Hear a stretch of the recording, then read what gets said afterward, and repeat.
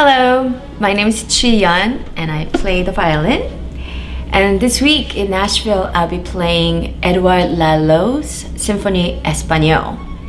In English translation, Spanish Symphony. Just like the name of the piece, it is very majestic and involves the full symphony orchestra, so you will see near 100 people, musicians on stage along with me, and I'm just gonna have to communicate really clearly because I am playing sometimes with them, but sometimes against those 100 musicians on stage. But it is so well written, and it was in fact written for one of the greatest violinists of the 19th century, Pablo Sarasate.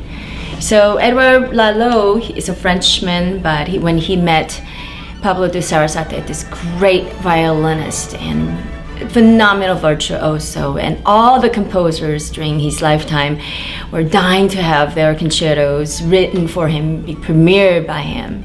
And Lalo had a privilege of writing not only just this work, but another concerto for him as well. But Symphonie espagnole, as you will hear this weekend's concerts, that it captured everybody's attention, immediately spoke so passionately, and it is with such flair and virtuosity that everybody gets to enjoy it, including the performers. And maybe I will share, I don't know, a couple of things about the concerto that you could pay attention to. So as we know, another great composer who wrote a lot of Spanish music and became very well known is Bizet, the Carmen, right? The opera. But you know what? Actually, Lalo wrote this Symphonie espagnole, and it was premiered before Bizet's Carmen. So in fact, it was Lalo who made the Spanish music very popular. In Spanish music, the dance is a very big part of it, and the dance rhythm. So it will be 3 against 2, 3 notes against 2, or 2 notes against 3. So immediately in the first movement of the Lalo Symphonie espagnole, once the theme starts, one of the things that you might want to listen to is this one.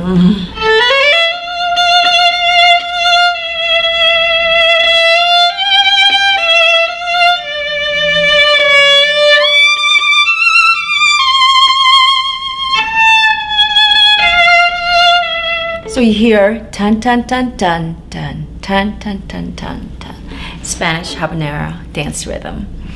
And another place, in fact, actually this kind of scares me because, so this concerto starts with this urgency in the orchestra part. Tutti orchestra comes in, 4 bars of this, something dramatic is about to happen, some huge drama. And then violinist soloist is not given too much time to warm up on stage at all, and we'll have to play one of the highest notes on the violin, which goes like this.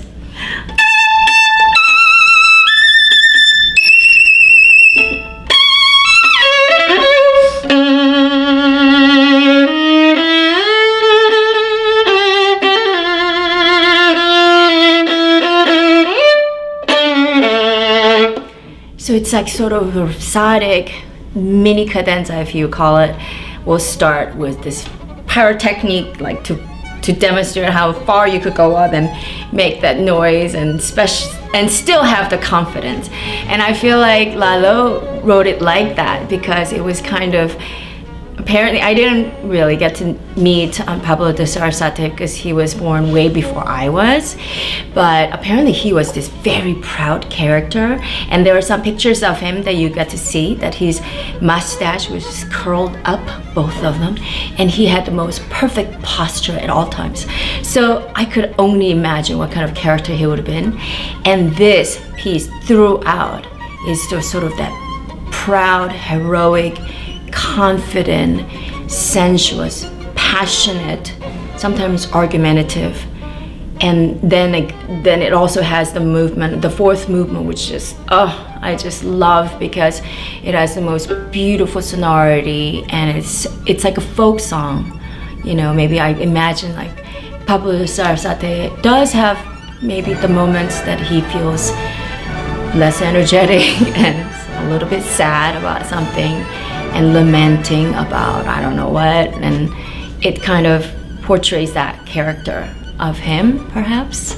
And we could all relate to that, of course. Then it goes on to the fifth movement. It's a rondo movement, and it's very rhythmic. And in fact, like the beginning of it, it makes me feel like I'm listening to Ravel's Bolero.